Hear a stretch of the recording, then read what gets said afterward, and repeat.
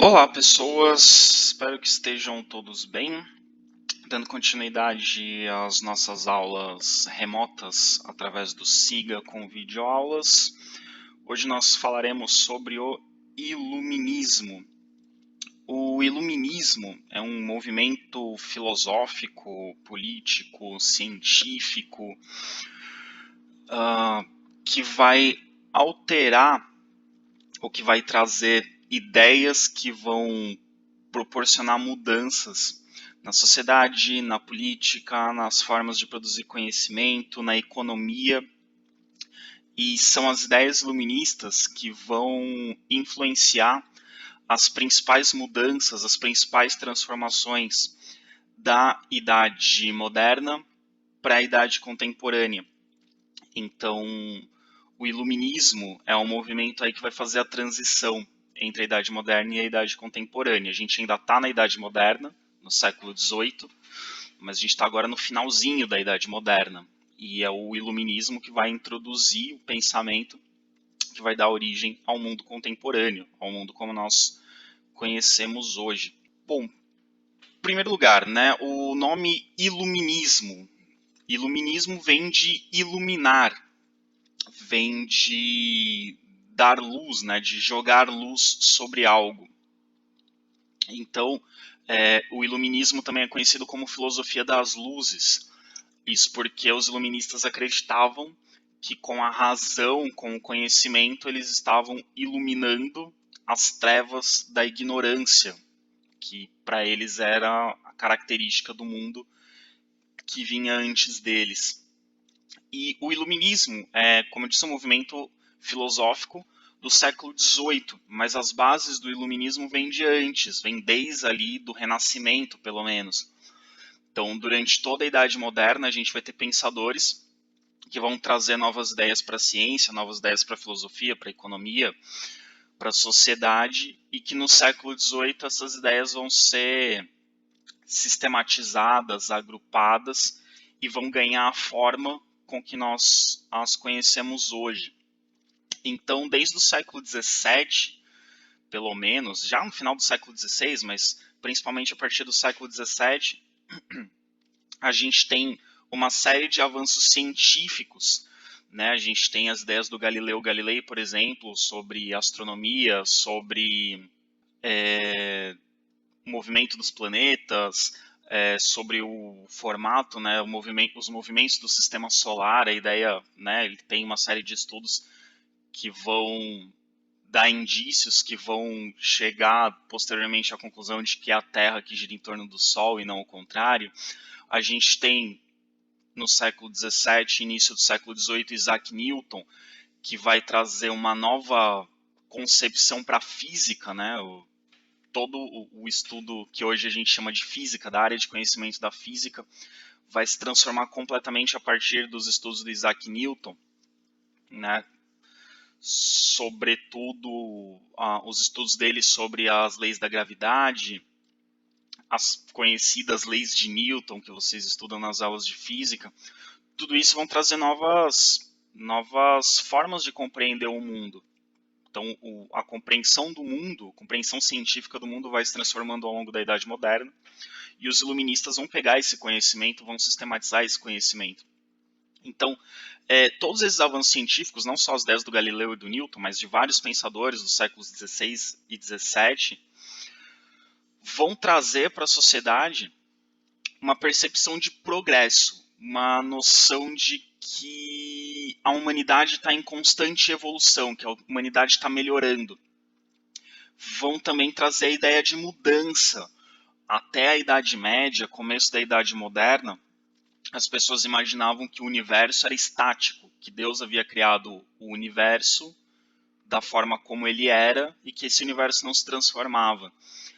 E as descobertas científicas vão trazer a percepção de que, na verdade, o mundo, o universo estão em constante transformação.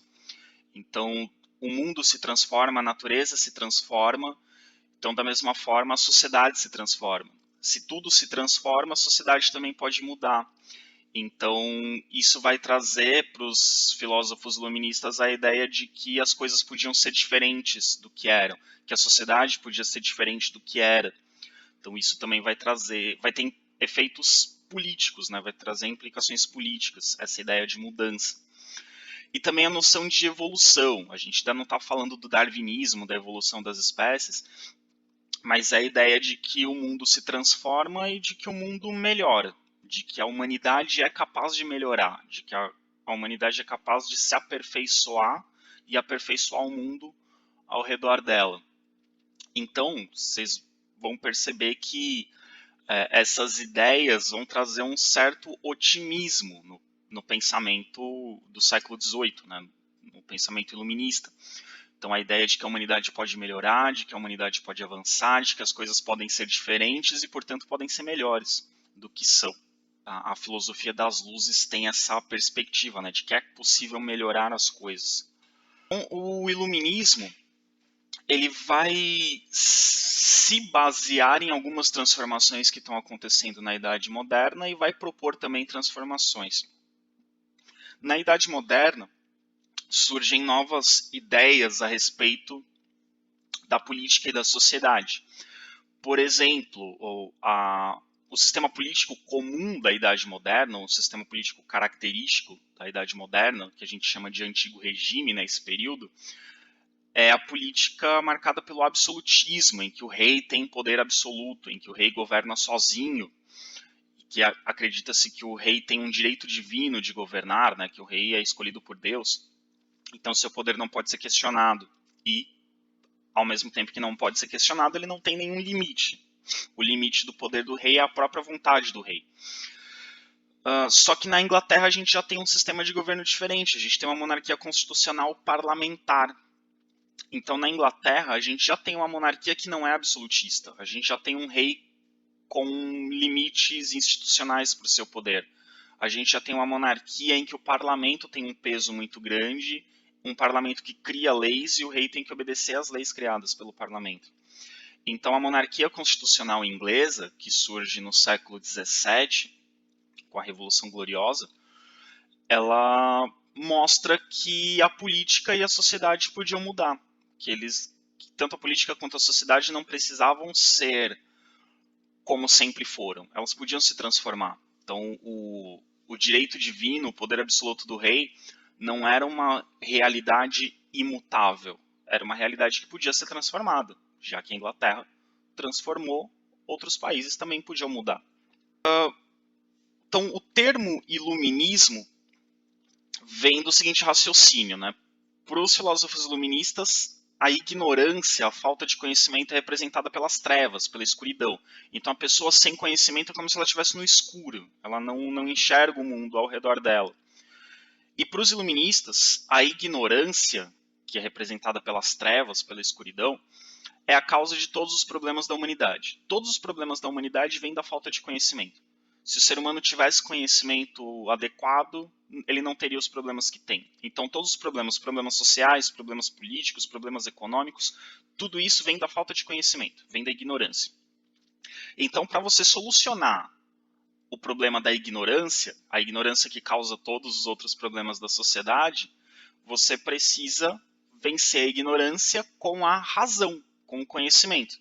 Então, se a ignorância é representada pelas trevas, a razão é representada pela luz. Então, a razão seria a luz que tira a humanidade das trevas da ignorância. Então, o conhecimento, a razão, seria a solução para todos os problemas da humanidade. Então, de novo, se todos os problemas são causados pela ignorância, pela falta de conhecimento, você resolve todos os problemas com a razão, com o estudo, com o conhecimento. Daí vem o nome iluminismo. O iluminismo é um movimento filosófico que tenta iluminar as trevas nas quais a humanidade está inserida. Então, o iluminismo é um movimento que tenta propagar a razão, o conhecimento, para superar as trevas da ignorância. E para os iluministas, as ideias vigentes na sociedade moderna, como o absolutismo monárquico, as ideias sobre economia, que era o mercantilismo, as ideias sobre a sociedade, que era a sociedade estamental, né, a sociedade dividida em clero, nobreza e terceiro estado, tudo isso era fruto da ignorância. Então, os iluministas vão questionar essas ideias presentes na sociedade e eles vão propor novas ideias, com o objetivo de trazer luz para a população, de trazer conhecimento. Então, para eles, a política era absolutista, a sociedade era estamental, a economia era mercantilista por conta da ignorância. Com a razão, com o conhecimento, a sociedade, a economia e a política seriam transformadas. Então, essa é a ideia do iluminismo. Então, com a razão, com o conhecimento, a humanidade vai sair das trevas da ignorância e atingir a luz da sabedoria. Essa ideia da luz, ela é representada de várias formas, e aqui a gente tem o frontispício da enciclopédia. Frontispício seria, digamos, a primeira página. Depois da capa, ali, uma imagem que fica ali na primeira página. A enciclopédia, a gente vai falar sobre ela daqui a pouco, mas a enciclopédia é um dos símbolos do iluminismo, né? A enciclopédia é uma obra que tenta reunir todo o conhecimento da humanidade. Esse desenho foi feito pelo Charles-Nicolas Cochin e gravado por Bonaventure Louis Prévost. Essa figura representa a ideia de que o conhecimento, a razão, a filosofia vão revelar a verdade. Então, se vocês olharem ali a figura central da imagem, ali, que é uma mulher coberta por alguns panos, e atrás dela tem uma luz brilhando, essa mulher representa, né, ela está bem no centro e no topo, né, acima de todas as outras pessoas que aparecem. Essa mulher representa a verdade. E esse desenho, vocês vão reparar que tem outras duas mulheres tirando as vestes da verdade, tirando os panos que cobrem a verdade. Essas duas mulheres representam a razão e a filosofia. Então, esse desenho representa a razão e a filosofia descobrindo a verdade. Né? A verdade estaria encoberta e a razão e a filosofia iriam descobrir a verdade. Então é isso que representa este desenho.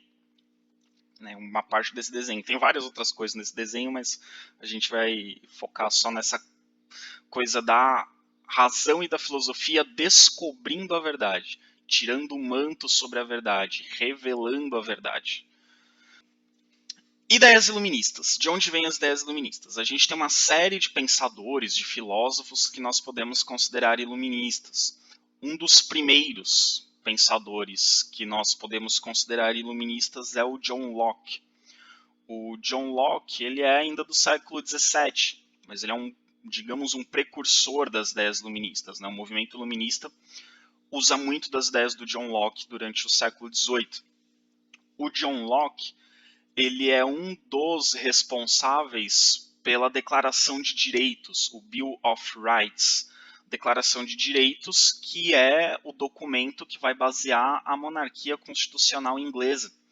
O John Locke, já no século XVII, ele é um pensador que defende o que ele chama de liberalismo. Aqui o liberalismo, a gente ainda está falando do liberalismo nos costumes, não confundir com o liberalismo econômico, que a gente vai falar sobre ele daqui a pouco. Então, John Locke, ele defende o liberalismo. Na verdade, o que ele chama de liberalismo é que os indivíduos sejam livres. São as liberdades individuais. E ele defende as liberdades individuais contra o absolutismo, né, contra o poder absoluto do rei, e contra a interferência do absolutismo na economia. Na sociedade absolutista, é o rei que controla a economia. E o John Locke era contrário, tanto à ideia de que o rei controlasse a vida das pessoas, né, ele defendia as liberdades individuais, quanto contra a ideia de que o rei controlasse a economia. Então, uma economia livre, uma economia que não fosse controlada pela figura do rei. E né, esse documento, a Declaração de Direitos, foi redigida com grande influência do John Locke, do pensamento do John Locke, e é a base da monarquia parlamentar inglesa. Então, a Constituição inglesa, ela é baseada na Declaração de Direitos. Não confundir a Declaração de Direitos com outros documentos que vão surgir depois, como a Declaração dos Direitos do Homem e do Cidadão, que vai surgir na Revolução Francesa, ou a Declaração Universal dos Direitos do Homem, que vai surgir pós Segunda Guerra Mundial. Então a Declaração de Direitos é a base das leis da Inglaterra, é a base da monarquia constitucional inglesa, muito influenciadas pelo John Locke. E as ideias do John Locke e dessa Declaração de Direitos da Inglaterra vão exercer uma influência muito grande sobre o pensamento iluminista no século XVIII. O pensamento iluminista ele vai propor uma nova sociedade, um novo modelo social, uma nova estrutura social. Primeiramente, os iluministas vão questionar a sociedade estamental, né? A sociedade estamental representada ali naquela imagenzinha, vocês devem se lembrar de quando a gente estudou a Idade Média. A sociedade estamental era dividida em clero, nobreza, terceiro estado. Na Idade Moderna, com o absolutismo monárquico, a gente vai ter o rei acima de todo mundo e abaixo do rei o clero, a nobreza e o terceiro estado, né, os três estados. Então a sociedade era uma sociedade desigual. O clero tinha direitos diferentes da nobreza, a nobreza tinha direitos diferentes do terceiro estado, né, dos servos, dos camponeses, da burguesia. Então determinados grupos da sociedade pagavam impostos, né? O terceiro estado pagava impostos, o clero e a nobreza não pagavam. A nobreza podia ter acesso a cargos políticos, o terceiro estado não podia. O clero tinha determinados privilégios, não era obrigado a cumprir determinadas normas, que o terceiro estado era obrigado. Então era uma sociedade desigual. E acreditava-se na Idade Média e durante a Idade Moderna, né, com o absolutismo, com a ideia do absolutismo monárquico e com a crença numa sociedade estamental, que essa diferença social era a vontade de Deus. Então, se você nascia de uma família nobre, é porque Deus queria que você fosse nobre. Se você nascesse numa família do terceiro estado, é porque Deus queria que você fosse do terceiro estado. Se você percebia a vocação para se tornar um sacerdote, para entrar para o clero, era Deus que estava te chamando a entrar no clero. Então, as diferenças sociais acreditava-se que eram por vontade divina. E os iluministas vão dizer que não. Os iluministas vão dizer que a sociedade é estamental não por vontade divina. A sociedade é estamental, a sociedade é desigual por culpa dos próprios homens. São os homens que criam leis, que criam regras, que tornam umas pessoas diferentes das outras. Então não é por vontade divina que a sociedade é desigual. É por culpa dos próprios homens. No pensamento iluminista, é pela ignorância humana, pela falta de conhecimento. Então os iluministas eles vão defender a utilização de leis naturais para regular as relações entre os homens. O que seriam as leis naturais? Para os iluministas, as leis naturais são aquelas que nascem com o próprio ser humano, que nascem com as próprias pessoas. Então existiria uma série de direitos que nascem com a pessoa, que todo mundo deve ter desde o momento que nasce. E esses direitos deveriam ser iguais para todos. Que direitos são esses? O direito à igualdade. Todos os homens são iguais a partir do nascimento. Eles não deveriam ter diferenças. Na sociedade estamental, os homens são diferentes a partir do nascimento. Se você nasce numa família nobre, você é nobre. Se você nasce numa família de servos, você é servo. Para os iluministas, isso não deveria existir. No nascimento, todos são iguais. Não tem que ter diferenças pela família que nasce. Também defendiam a liberdade de expressão. Todo mundo tem o direito de declarar aquilo que pensa, de ter ideias divergentes. Que numa sociedade estamental, com um governo absolutista, isso era impossível, porque você não podia questionar as diferenças sociais, você não podia questionar a autoridade do rei. Então o questionamento era mal visto, né? E você não podia ter opiniões discordantes, e os iluministas vão defender que não, que você tem o direito de discordar. Outra coisa que eles defendem é a tolerância religiosa. A sociedade europeia, nesse momento, já tem uma rivalidade muito bem estabelecida entre os cristãos católicos e os cristãos protestantes, né? Como a gente viu a partir da Reforma Protestante, divide em diferentes igrejas, e existem muitos conflitos religiosos na Europa. No século XVIII ainda existem muitos conflitos religiosos, e os iluministas vão se levantar contra esses conflitos religiosos. Eles vão dizer que cada um tem o direito de ter as próprias crenças, de ter as próprias convicções. Então eles defendem a liberdade religiosa. Eles entendem que não é direito do rei determinar a religião que o povo tem que seguir, que na sociedade absolutista o povo tem que seguir a religião do rei. E para os iluministas a religião é uma questão individual, então cada um tem que seguir a religião com a qual se identifica. Não é o rei que determina a religião do povo, mas cada indivíduo que vai se identificar com uma ou outra religião. E os iluministas também defendem o direito à propriedade. Na sociedade absolutista, no antigo regime, não existe direito à propriedade. Na verdade, todas as propriedades pertencem ao rei, que tem poder absoluto.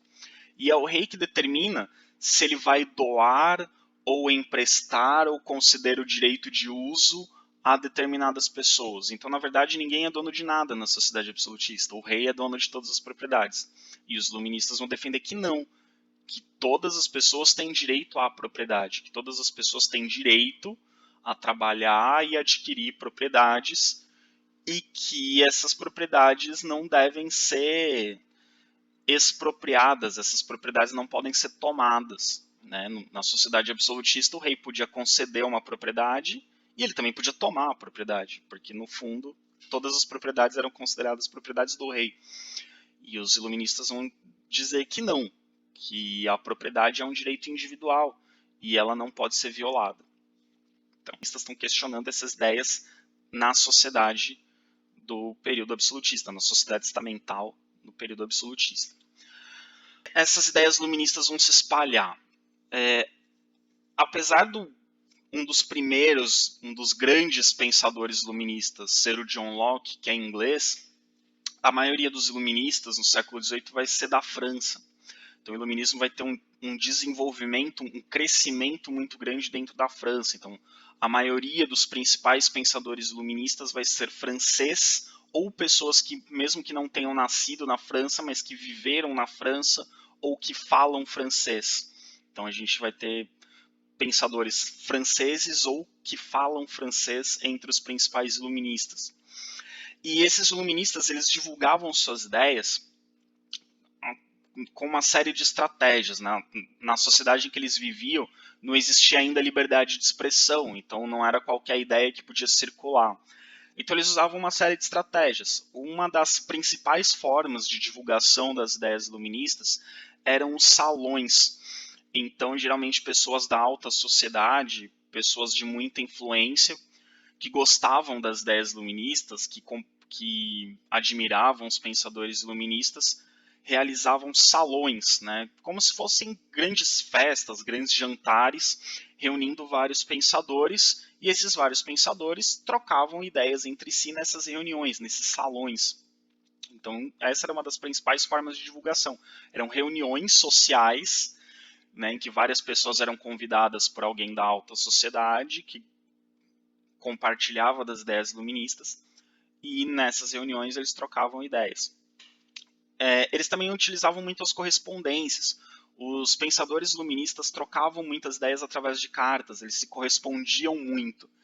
Então eles discutiam muito, conversavam muito, trocavam muitas ideias através de cartas. Então a gente tem uma grande quantidade de cartas que foram escritas e trocadas pelos pensadores iluministas nesse período. Então a gente tem uma fonte histórica, né, um acervo histórico de cartas desses filósofos iluministas muito grande. Eles também utilizavam a imprensa, né, a imprensa, apesar de ser controlada pelos reis, os iluministas usavam a imprensa, faziam pequenos jornais, pequenos panfletos, alguns publicavam livros, alguns livros eram proibidos, outros eram permitidos, mas eles utilizavam a imprensa, né, a facilidade da impressão para divulgar suas ideias. E também faziam leituras públicas. Os iluministas tinham muito forte a ideia de que o conhecimento tem que ser divulgado. E a gente sabe que nesse período da história, né, o século XVIII, ainda a maior parte das pessoas era analfabeta, não sabiam ler nem escrever. Então, muitos filósofos iluministas, muitos pensadores iluministas, muitas pessoas que se identificavam com as ideias iluministas, que sabiam ler, se dispunham a pegar as obras iluministas e ler para as pessoas analfabetas, para divulgar as ideias iluministas. Então isso era algo muito forte, né? Os iluministas queriam divulgar as ideias, eles acreditavam que as pessoas tinham que ter conhecimento, então eles criavam várias estratégias para divulgar esse conhecimento. E entre as estratégias estavam as leituras públicas. Reunir um grupo de pessoas e ler para essas pessoas as obras iluministas. Com o tempo, através dos salões, das correspondências, da imprensa e das leituras públicas, as ideias iluministas se espalharam por toda a Europa. Então, a França é o grande centro iluminista, onde está a maior parte dos principais pensadores iluministas, mas essas ideias vão se espalhar por toda a Europa. E como a gente vai ver em aulas futuras, não só na Europa essas ideias se espalharam, essas ideias chegaram na América, e influenciaram as independências dos países da América, que eram colônias de potências europeias, vão ser influenciadas justamente pelas ideias iluministas. Né? Então a independência dos Estados Unidos, a independência do Brasil e os demais países da América vão ser influenciadas por ideias iluministas. Mas toda a Europa vai ter pensadores iluministas. Okay? A enciclopédia é considerada o grande símbolo e a grande síntese do pensamento iluminista.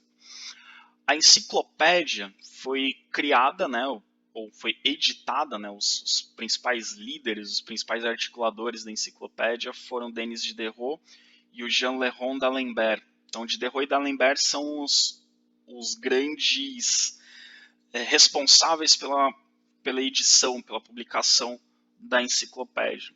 O que é a enciclopédia? A enciclopédia nada mais é do que uma coleção de livros, que tem um objetivo muito simples, essa coleção de livros. A enciclopédia tem como objetivo reunir todo o conhecimento produzido pela humanidade, todo o conhecimento disponível. Então a pretensão do Diderot e do D'Alembert era reunir numa coleção de livros todo o conhecimento humano. Vocês devem imaginar hoje, nossa, né, que viagem, né, reunir todo o conhecimento humano numa série de livros. Se a gente pensar para os dias de hoje, isso seria absolutamente impossível. Mas se a gente pensar no século XVIII e imaginar que o conhecimento científico do século XVIII era muito menor do que o conhecimento científico que nós temos hoje, talvez não fosse tão impossível assim reunir todo o conhecimento humano disponível numa coleção de livros. Se a gente pensar, por exemplo, o conhecimento de física que um filósofo iluminista tinha no século XVIII não era muito maior do que o conhecimento de física de uma pessoa que termina o ensino médio hoje em dia. Então, algumas áreas da ciência ainda estavam começando, ainda tinham muito pouco desenvolvimento. Então, a pretensão de reunir todo o conhecimento humano disponível numa coleção de livros não parecia ser algo impossível na época. Hoje em dia é impossível numa coleção de livros. Mas a gente tem hoje em dia um projeto que seria aplaudido pelos iluministas do século XVIII e que tem a ideia de reunir todo o conhecimento humano disponível, que é a Wikipédia. A Wikipédia nada mais é do que uma enciclopédia virtual, do que uma enciclopédia na internet, em que qualquer pessoa pode compartilhar seus conhecimentos. E, né, e alguns podem dizer, mas a Wikipédia é uma enciclopédia aberta, qualquer um pode ir lá escrever, então pode ter qualquer besteira escrito lá. Não é bem assim. Quando a Wikipédia surgiu, anos atrás, ela era muito pouco confiável. Mas hoje em dia, não tanto. A ideia da Wikipédia é que qualquer um pode ir lá e escrever, qualquer um pode ir lá e editar, mas também qualquer um pode ir lá e conferir. Então, da mesma forma que uma pessoa pode ir lá e escrever uma besteira na Wikipédia, várias outras pessoas podem ler e corrigir. A Wikipédia hoje tem uma equipe imensa de revisores que trabalham revisando os conteúdos da Wikipédia para garantir que o conhecimento ali seja confiável, e tem as pessoas que voluntariamente fazem isso, que indicam falhas, que indicam problemas. Se você entra numa página da Wikipédia, ela tem muitos avisos do tipo, determinados trechos não têm bibliografia confiável, determinados trechos precisam de confirmação. Então, apesar da Wikipédia não ser 100% confiável e ter uma metodologia científica muito bem colocada, hoje em dia ela é bem mais segura, né, bem menos problemática do que ela era no início. Hoje em dia você tem uma grande quantidade de pessoas, né, não só divulgando conhecimento na Wikipédia, pessoas que realmente têm conhecimento, pesquisadores, cientistas, eruditos, compartilhando conhecimentos na Wikipédia, como também fazendo a revisão dos conteúdos, né? Então, não é uma várzea completa a Wikipédia.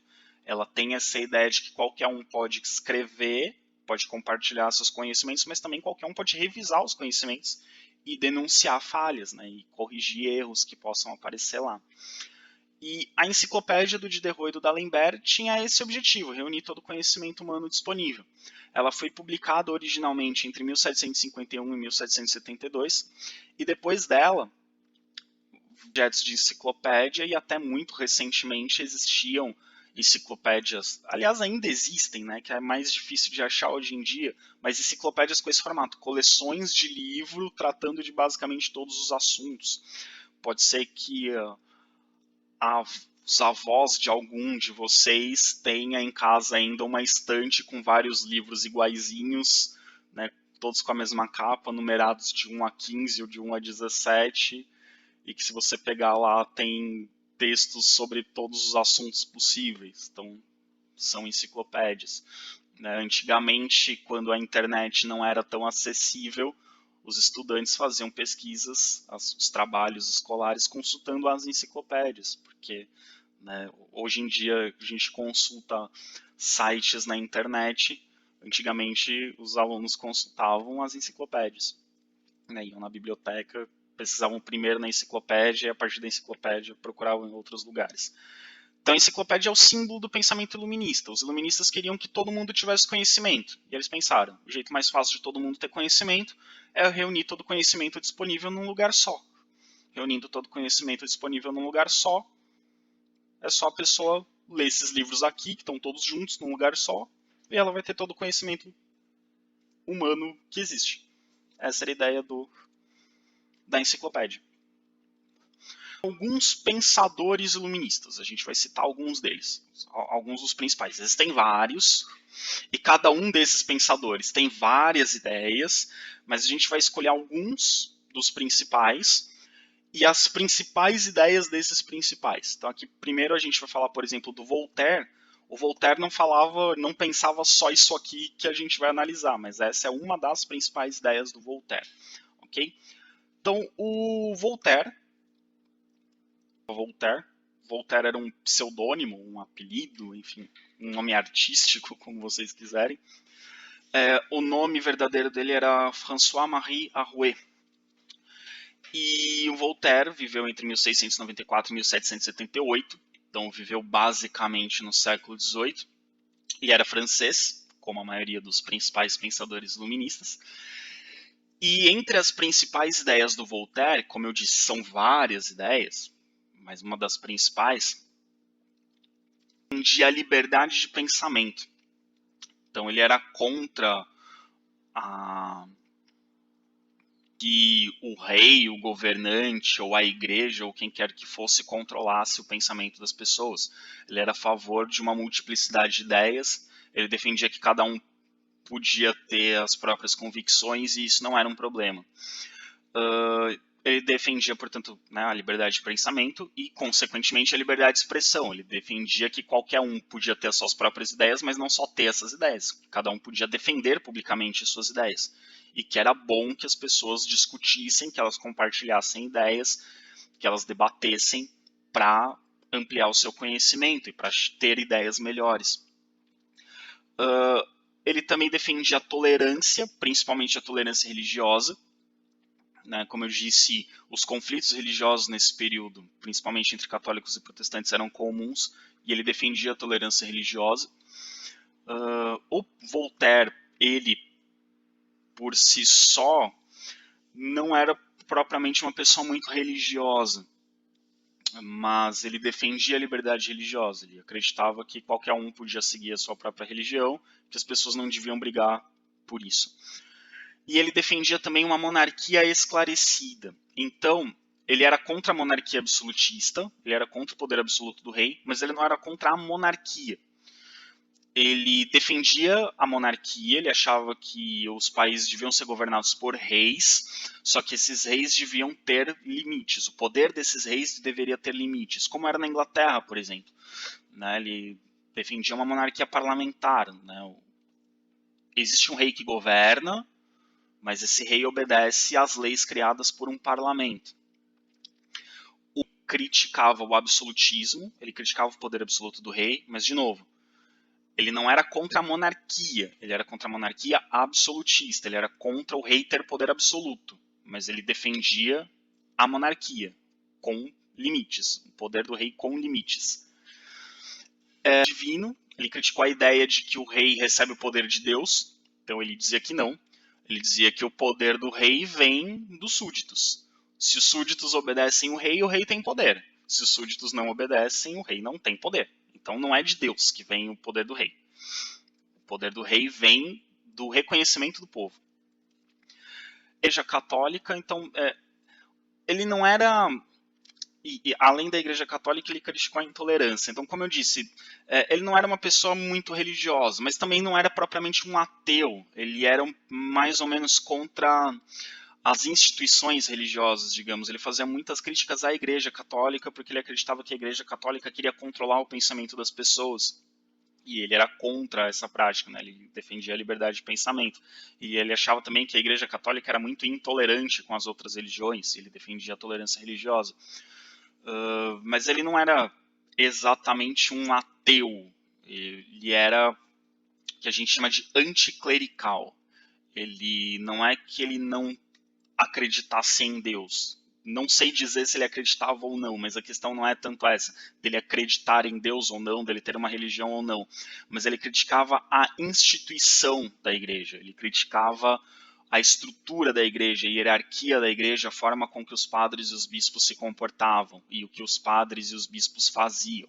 Mas ele não era exatamente contra a religião, apesar dele não ser uma pessoa muito religiosa.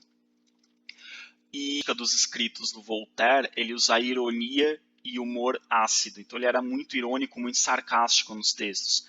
Então, muitas vezes ele faz críticas, mas as críticas ele faz de forma irônica. Então ele escreve um texto como se ele estivesse elogiando, mas na verdade ele está tirando sarro. Isso a gente vai ver daqui a pouco, a gente vai analisar alguns textos de pensadores iluministas e a gente vai ver um texto do Voltaire, ele sendo irônico, sarcástico e usando humor ácido. Então, Voltaire, principal característica do pensamento do Voltaire que a gente está destacando, a ideia da liberdade. Liberdade individual, liberdade de pensamento, liberdade de expressão. As pessoas têm que ser livres para ter as próprias ideias. E têm o direito de expressar essas ideias. Ok? Outro muito importante é o Montesquieu, ou, na verdade, o Barão de Montesquieu. Montesquieu não é o nome, Montesquieu é o lugar de onde ele era nobre. Então Montesquieu era um nobre, ele era um barão. Montesquieu viveu de 1689 a 1755. Seu nome de batismo é Charles-Louis Secondat.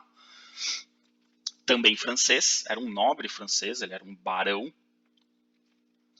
Apesar de ser um nobre, ele tinha ideias que iam contra alguns interesses da nobreza. E Montesquieu, ele defendia o princípio da divisão de poderes. Então ele defendia que deviam existir leis para limitar o poder do rei não devia ser limitado, assim como Voltaire, né? Ele acreditava que o poder do rei tinha que ser limitado pelas leis, deveria existir um parlamento, um poder legislativo para criar as leis e o rei obedecer a essas leis. E ele também, para que o rei não tivesse poder absoluto, ele sugere a divisão do poder em três. Então, parte do Montesquieu a ideia de que o poder institucional, que o poder do Estado tem que ser dividido em três poderes: o poder executivo, o poder legislativo e o poder judiciário. Esses três poderes têm que ser iguais, não pode ter um superior ao outro, os três têm que ser iguais, um fiscaliza o outro e um coloca limite no poder do outro, para que não tenha ninguém com poder absoluto. Então, o poder executivo é aquele que executa as leis, que na época era o rei, né, no caso de uma monarquia. Se a gente trouxer para o Brasil nos dias de hoje, o executivo é o presidente. O legislativo é o parlamento, seria a Câmara de Deputados, o Senado. E o poder judiciário são os juízes que julgam.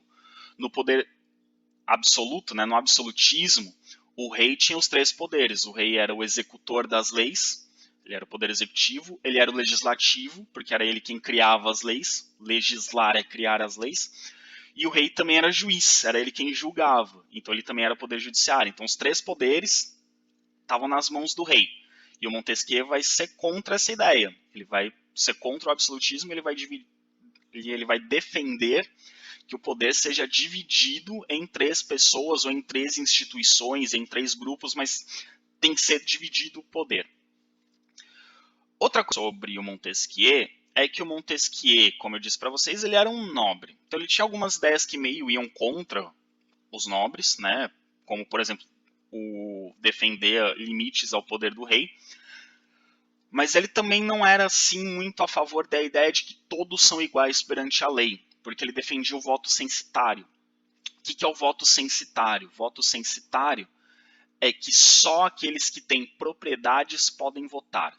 Então, para você votar nas eleições, para você se candidatar nas eleições e para você poder votar nas eleições, você tem que ter uma propriedade. A grande maioria da população francesa não tinha propriedades. Basicamente, quem tinha propriedades eram os nobres. E alguns burgueses estavam começando a ter propriedades. Então, não era qualquer um que podia votar na ideia do Montesquieu. O Voltaire tinha ideias parecidas. O Voltaire também não era muito a favor de que todo mundo votasse, de que todo mundo participasse da política. Ele era a favor de que algumas pessoas participassem, algumas pessoas mais esclarecidas, ou algumas pessoas com propriedades. O Montesquieu estabelecia que o critério para poder participar da política era ter propriedade. Raciocínio muito simples, que nós podemos discordar absolutamente hoje em dia, mas o raciocínio dele era muito simples. Se você tem propriedades, você tem medo de perder o que tem, então você vai agir de forma responsável. Se você não tem propriedades, você não tem nada a perder, então a chance de você ser irresponsável nas decisões é maior. Então essa era a ideia do Montesquieu. E era a ideia de muitos pensadores, inclusive pensadores iluministas, de que o povo simples, o povo miserável, não tinha condições de participar da política. Alguns achavam que era por falta de conhecimento, outros que eram porque, por não ter propriedades, eles iam agir de forma irresponsável. A principal obra do Montesquieu, onde está expressa essa ideia de dividir os poderes e a ideia do voto censitário, se chama O Espírito das Leis. Essa é a principal obra do Montesquieu. Então, retomando, Voltaire, liberdades, limites ao poder do rei, mas ele era um monarquista. Montesquieu, limites ao poder do rei, divisão em 3 poderes, voto censitário. Então ele ainda tem um teor aristocrático. Ele ainda quer que o poder esteja nas mãos de uma elite. Não que seja absoluto, nas mãos de uma pessoa, mas ele também não quer que o poder seja dividido para todos. Ele quer manter o poder nas mãos de uma elite. Ok? Então vocês vão perceber agora que os iluministas às vezes têm ideias um pouco diferentes entre eles. Eles não pensam todos da mesma forma. E um dos iluministas que tem um pensamento um pouco mais fora da caixinha, digamos assim, é o Rousseau. Rousseau, que viveu toda a sua vida no século XVIII, né, de 1712 a 1778. O Rousseau ele é suíço. Ele não é francês, mas ele é da parte da Suíça que fala francês. Então ele é da Suíça francesa. Então, como eu disse, os iluministas ou eram franceses, a maioria deles ou eram franceses ou falavam francês. O Rousseau não é francês, mas fala francês. O Rousseau acreditava que o problema da sociedade, os males da sociedade, não vinham exatamente da ignorância, mas o Rousseau acreditava que todos os problemas da sociedade vinham da propriedade privada. Então percebam o seguinte, diz que os iluministas de um modo geral defendiam a propriedade privada. Voltaire defende a propriedade privada, Montesquieu defende a propriedade privada, inclusive Montesquieu entende que a propriedade é o critério de distinção entre quem pode votar e quem não pode votar. Já o Rousseau acha que a sociedade privada não é um direito. A sociedade privada não, a propriedade privada. Ele acha que a propriedade privada não é um direito. Ele acha que a propriedade privada é um problema.